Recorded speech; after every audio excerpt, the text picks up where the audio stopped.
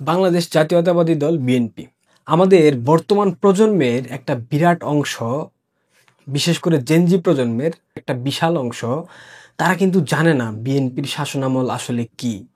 2001 থেকে 2006 সাল বিএনপি বাংলাদেশে কি কি করেছে, তারা কিভাবে দুর্বৃত্তায়ন করেছিল, তারা কিভাবে আগুন সন্ত্রাসের রাজনীতি কায়েম করেছিল, তারা কিভাবে রাজনৈতিক স্বার্থ চরিতার্থ করতে গিয়ে মানুষ হত্যা করেছে, বিরোধী দল মতকে দমন নিপীড়নের নামে হত্যা করেছে, অপারেশন ক্লিন হার্টের নামে অসংখ্য অপারেশন পরিচালনা করে বিরোধী দলের নেতাকর্মীদেরকে হত্যা করেছে, তারা কিভাবে একযুগে 64টা জেলায় সিরিজ বোমা হামলা করেছে, তারা কিভাবে জেএমবির মতো সংগঠনকে আশ্রয় প্রশ্রয় দিয়েছে, গড়ে তুলেছে, তারা কিভাবে 10 ট্রাক অস্ত্র মামলা, যেটা আমরা সবাই জানি ঐতিহাসিক, সেই 10 ট্রাক অস্ত্র মামলা, সেই 10 ট্রাক অস্ত্র ঢুকিয়ে প্রতিবেশী রাষ্ট্রকে অস্থিতিশীল করার একটা প্রচেষ্টা চালিয়েছিল, তারা কিভাবে 21শে আগস্ট গ্রেনেড হামলা করে বিরোধী দলকে নিশ্চিহ্ন করতে চেয়েছিল।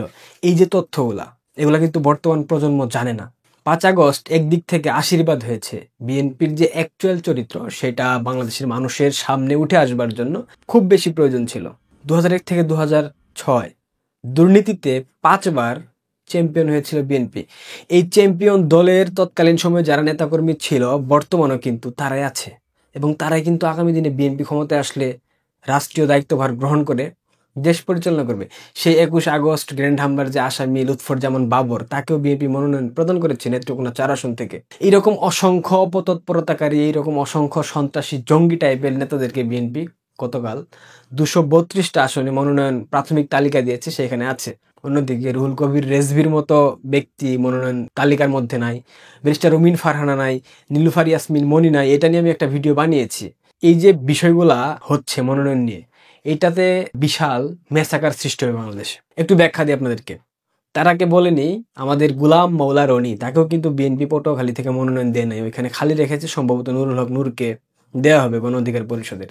বিএনপি যে মনোনয়ন প্রদান করেছে, প্রাথমিক একটা তালিকা করেছে, এটা হয়তোবা টাকা পয়সার লেনদেন বাকি আছে যাদের, তাদের নাম হয়তোবা রাখেননি। আবার এখান থেকে অনেক পরিবর্তন আসবে ভবিষ্যতে, সেটা আমরা জানি, নির্বাচনের আগে আগে বা তফসিল ঘোষণার পূর্বে চলে আসবে সেই পরিবর্তন।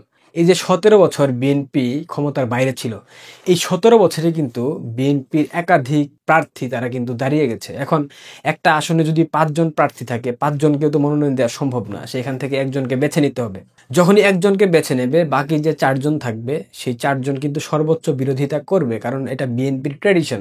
আপনারা নিশ্চয়ই খেয়াল করেছেন, আওয়ামী লীগ সরকার যখন এই মনোনয়ন দেওয়া হতো আনুষ্ঠানিকভাবে একটা উৎসবমুখর পরিবেশে ঘটা করে ধানমন্ডি দলীয় কার্যালয়ে মনোনয়ন দেওয়া হতো, আপনারা দেখেছেন আওয়ামী লীগের মনোনয়ন একজনকে দেওয়া হয়েছে, তার বিরোধী প্রার্থী রাস্তাঘাটে গ্যাঞ্জাম করেছে, হামলা করেছে, ঘরবাড়ি পুড়িয়ে দিয়েছে, রাস্তায় টায়ার জ্বালিয়ে বিক্ষোভ করেছে, কিংবা দলের কেন্দ্রীয় নেতাদের বিরুদ্ধে, হাইকমান্ডের যাদেরকে বলা হয়, তাদের বিরুদ্ধে অশ্লীল অশ্রাব্য ভাষায় স্লোগান দিয়েছে।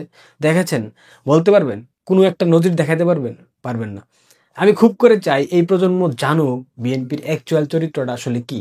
এই প্রজন্ম বুঝুক বিএনপি বাংলাদেশের ক্ষমতায় আসলে বাংলাদেশ ঠিক কোথায় গিয়ে ঠেকবে। গতকাল বিএনপির এই মনোনয়নগুলা প্রকাশ করার পর একাধিক সমর্থক, একাধিক মনোনয়ন প্রত্যাশী প্রার্থী যারা মনোনয়ন চেয়েছিল পায়নি, এর কারণে একজন ব্যক্তিকে দেখলাম, তার নাম মোহাম্মদ আসলাম চৌধুরী। তিনি মনোনয়ন চেয়েছিলেন, পান নাই, সবাই তাকে মোসাদ আসলাম বলে। তিনি নাকি ইসরায়েলের গোয়েন্দা সংস্থা মোসাদের এজেন্ট। তিনি মনোনয়ন না পেয়ে তিনি বিএনপির সব অপসংস্কৃতি, দুর্বৃত্তায়ন, সন্ত্রাসী কর্মযজ্ঞ এগুলো অভিযোগ এনে পদত্যাগ করেছেন সব ধরনের পদ পদবি থেকে। এছাড়াও যুবদলের নয়ন মাগুরা 3 আসন থেকে বা 4 আসন থেকে মনোনয়ন চেয়েছিল, তাকে দেওয়া হয়নি, সে বিক্ষোভ কর্মসূচি পালন করেছে। এছাড়াও কুমিল্লাতে একটা প্রার্থী, তাকে মনোনয়ন দেওয়া হয়নি, সেই জন্য মির্জা আব্বাসের বিরুদ্ধে স্লোগান দিয়েছে, মির্জা আব্বাসের দুগালে জুতা মারো তালে তালে, অবৈধ মনোনয়ন মানি না, মানবো না। তার মানে অবৈধভাবে তারেক রহমান মনোনয়ন দিয়েছে, তাদের দলের কিন্তু সর্বোচ্চ নেতা, তার সিদ্ধান্তে কিন্তু মনোনয়নগুলা হয়েছে। মির্জা আব্বাস অনেক সিনিয়র নেতা বিএনপির, তার বিরুদ্ধে স্লোগান হচ্ছে মির্জা আব্বাসের দুই গালে জুতা মারো তালে তালে। এখনো কিন্তু বিএনপি ক্ষমতায় আসেনি, এখনো মনোনয়ন তারা পাবে কি পাবে না তার কোনো নিশ্চয়তা নাই, এবং যাদেরকে বঞ্চিত করা হয়েছে তারা যে পুনরায় মনোনয়ন ফিরে পাবে না তার কোনো নিশ্চয়তা কেউ দিতে পারবে না। গতকাল রাত থেকে এখন পর্যন্ত একাধিক বিশৃঙ্খলা ঘটেছে। রাজধানী ঢাকা সহ দেশের বিভিন্ন প্রান্তে মনোনয়ন বঞ্চিতরা রাস্তায় টায়ার জ্বালিয়ে, গাড়ি জ্বালিয়ে বিক্ষোভ কর্মসূচি পালন করেছে।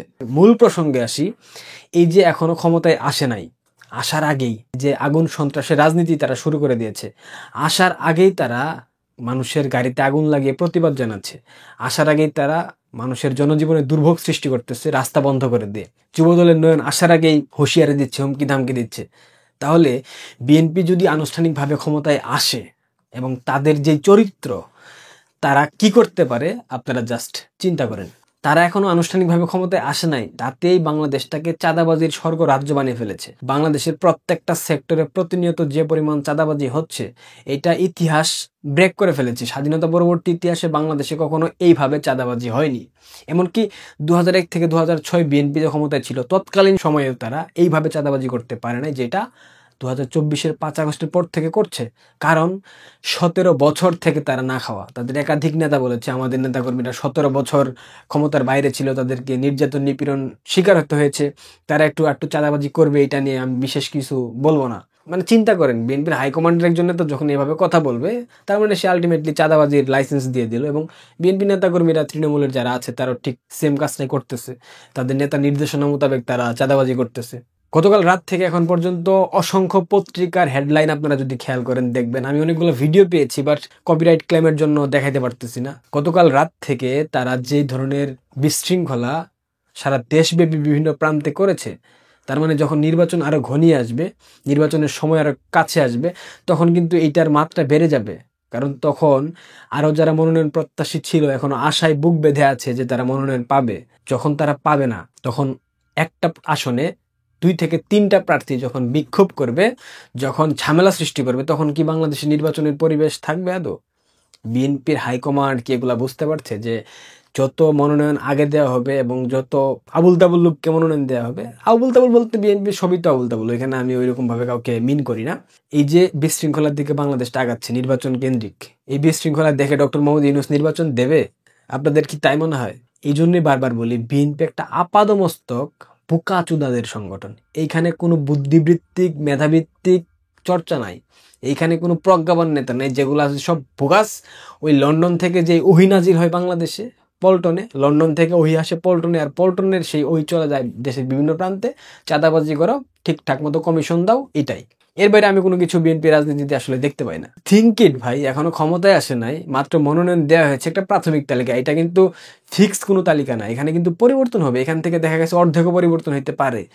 এতেই তাদের সইতেছে না, মানে চাঁদাবাজি করার জন্য একটা উদ্গ্রীব হয়ে বসে আছে, সইছে না। সেই না সওয়া জায়গা থেকে তারা এখনই বিশৃঙ্খলা সৃষ্টি করে ফেলেছে, দেশের মানুষের জনজীবনে দুর্ভোগ নামিয়ে ফেলেছে, রাস্তাঘাট বন্ধ করে দিচ্ছে রাত বিরাতে। তার মানে বিএনপি ক্ষমতায় আসলে কি ঘটতে পারে, এই প্রজন্ম একটু দেখুক। এই জেনজিদের অতিরিক্ত চুলকানি, এই চুলকানি থামানোর জন্য হলো বিএনপির ক্ষমতায় আসা উচিত। এবং বিএনপি ক্ষমতায় আসলে জেনজিদের চুলকানি কোথায় কোথায় গিয়ে মলম লাগিয়ে দেবে, এটা আপনারা সময় মতো দেখতে পারবেন।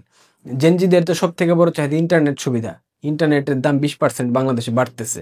জেনজিরা তোমাদের জন্য শুভকামনা, তোমরা থাকো বাংলাদেশ নিয়ে, ভালো থাকবেন, বিএনপির আত্মার মাগফিরাত কামনা করবেন। ধন্যবাদ।